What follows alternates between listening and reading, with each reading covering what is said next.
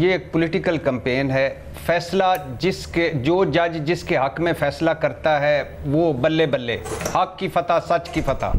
यही उमर अता बंदयाल साहब थे, 2 जज साहबान थे जब जिन्होंने रात को अदालतें खुली। थोड़ा सा इससे आगे बढ़ते हैं ना भट्टी साहब। अभी बाकी सारे पैनलिस्ट ने बड़ी अच्छी तरह मिसालें देके बताया। मेमन ने बताया कि आज जिस तरह से समाज चली उसमें तो मैं मिसाल दूंगा ना, उसमें मेरिट्स डिस्कस नहीं करने थे। अब हाई कोर्ट के पास क्या बचा कल?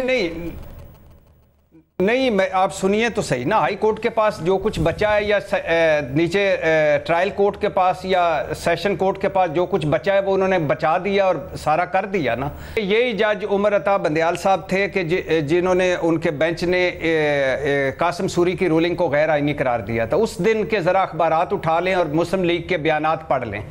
हक और सच की फतह, हक और सच की फतह। दूसरी एक है कि ये मेरे भाई, छोटे भाई, प्यारे भाई ने कहा है कि ये जो पूरी पार्लियामेंट नहीं थी, अधूरी पार्लियामेंट थी और इनके नज़दीक जाली पार्लियामेंट थी और ये विल ऑफ द पीपल भी नहीं थी, क्योंकि इन्होंने कहा था, हमें बताया था कि ये जाली है, झुरलू ज़दा है, ये आवाम का हकीकी मैंडेट नहीं है।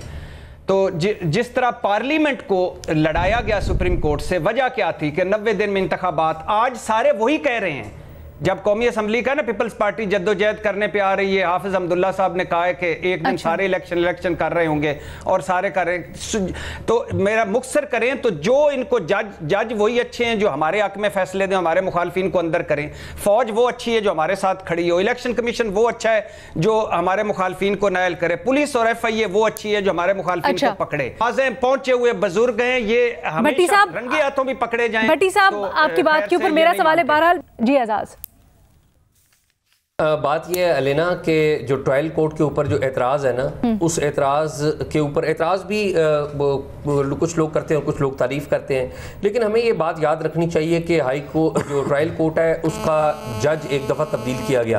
पहले ज़फ़र इकबाल साहब थे, उनको बतौर जज चलने नहीं दिया गया। आपको पता है दोनों तरफ से पुल पुश थी।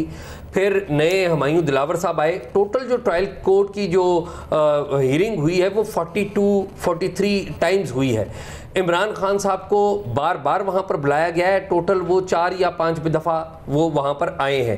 आखिरी दफ़ा भी इमरान खान साहब को इस्लामाबाद हाई कोर्ट ने ऑर्डर दिया था। आपको याद हो जिस दिन उनके खिलाफ फैसला आया है उससे एक दिन पहले इस्लामाबाद हाई कोर्ट ने इमरान खान साहब को और उनके वकला को ऑर्डर दिया था कि वो जाएं और जाके पेश हों उस अदालत के अंदर, लेकिन ना तो उनके जो वकील हैं वो वहाँ पर आए, ना इमरान खान साहब वहाँ पर आए।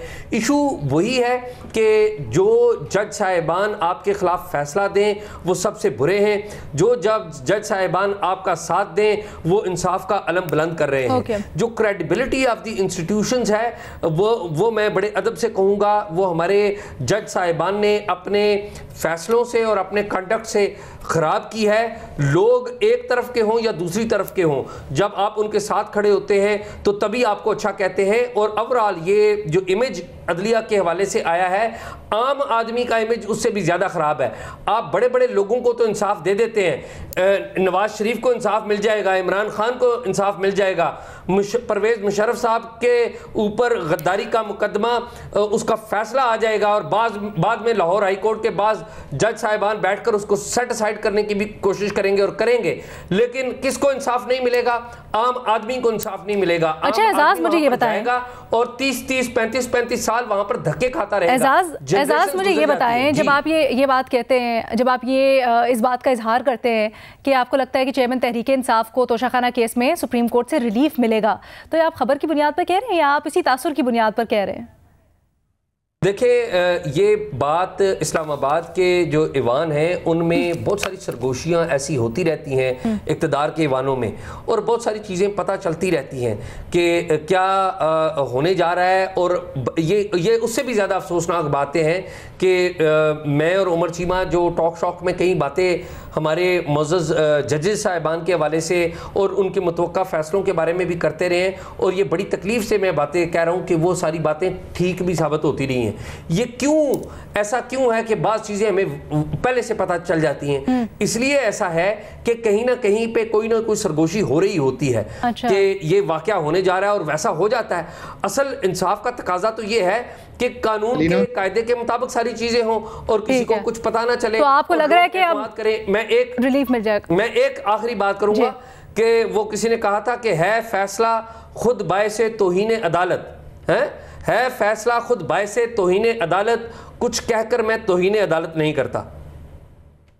ओके शहजाद जी अलीना, देखिए माजी की तो बहुत सारी मिसालें, जैसे मैंने कहा 63A की तशरीह आप उठा के देख लें, पंजाब में जो इलेक्शंस वाले मामला थे उनको उठा के देख लें, जहां पे आपको नजर आता है कि एक रीराइटिंग ऑफ कॉन्स्टिट्यूशन हुआ है, तो वहां पे तो आप उंगलियां उठा सकते हैं। लेकिन मेरे ख्याल से आप बार बार सवाल में जो कह रही है कि इमरान खान को इस केस में रिलीफ मिल जाएगा, आप किसी भी कानूनी एक्सपर्ट को लेके सुन लीजिए, जब सजा 3 साल से कम हो तो बहुत आसानी से आपको आपका जो सेंटेंस है वो सस्पेंड हो जाता है। इनफैक्ट राना सनाउल्लाह साहब ने शाहजेब खानजादा के प्रोग्राम में खुद कहा था कि ये कोई ऐसा मामला नहीं है, 10-12 दिन में उनको बेल मिल जाएगी। तो अगर आप इस मामले को इससे जोड़ रही हैं कि माजी में सुप्रीम कोर्ट से नहीं मिलता ना ये शहजाद भाई, ये बेल उनका राइट है, लेकिन ये सुप्रीम कोर्ट से तो नहीं मिलता, ये हाई कोर्ट से मिलता है और बाद में सुप्रीम कोर्ट। ये ऐसा तो नहीं होता ना कि सुप्रीम कोर्ट अपनी अदालत लगा लेती है। ये बात आप पार्शली ठीक कर रहे हैं। बात बड़ी तरीके से सुनिए, अगर मेरी बात सुन ले, मैं इस्लामाबाद हाई कोर्ट ही की बात कर रहा हूं, और इसीलिए इंसाफ का गुस्सा chief justice Islamabad high court पे है, क्योंकि ये हियरिंग जो है बार बार मुलतवी हो रही है। अब कल जो है उन्होंने कल इस्तदा की कोर्ट से कि मुझे 2 हफ्ते का टाइम चाहिए मटेरियल लेने के लिए। अब उससे पहले तहरीक इंसाफ के जो वकला थे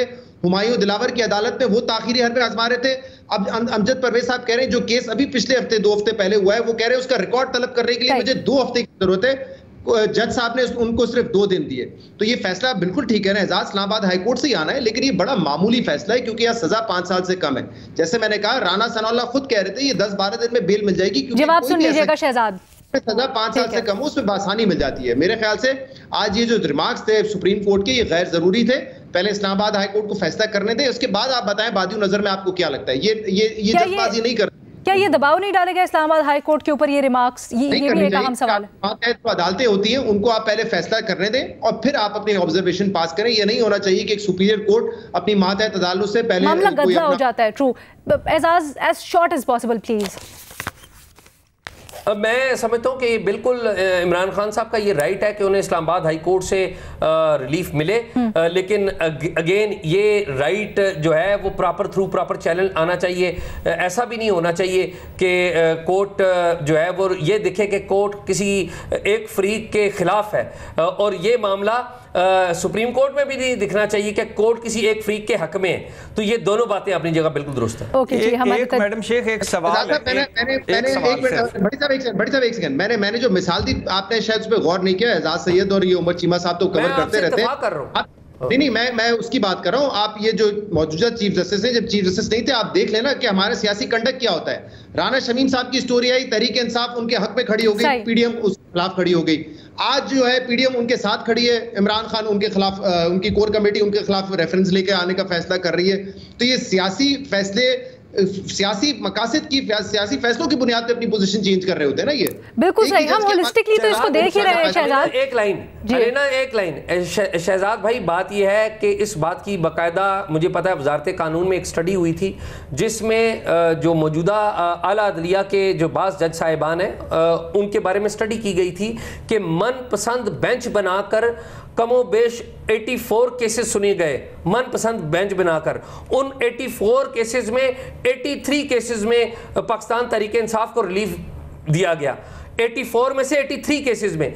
तो फिर ये बातें पार्लियामेंट में गई और पार्लियामेंट में एतराज किया। ऐसा भी नहीं होना चाहिए और वैसा भी नहीं होना चाहिए, दोनों बातें। दोनों बातें। एक मखसूस बेंच है जिसने कितनी मर्तबा रिलीफ दिया है सियासी केसेस में।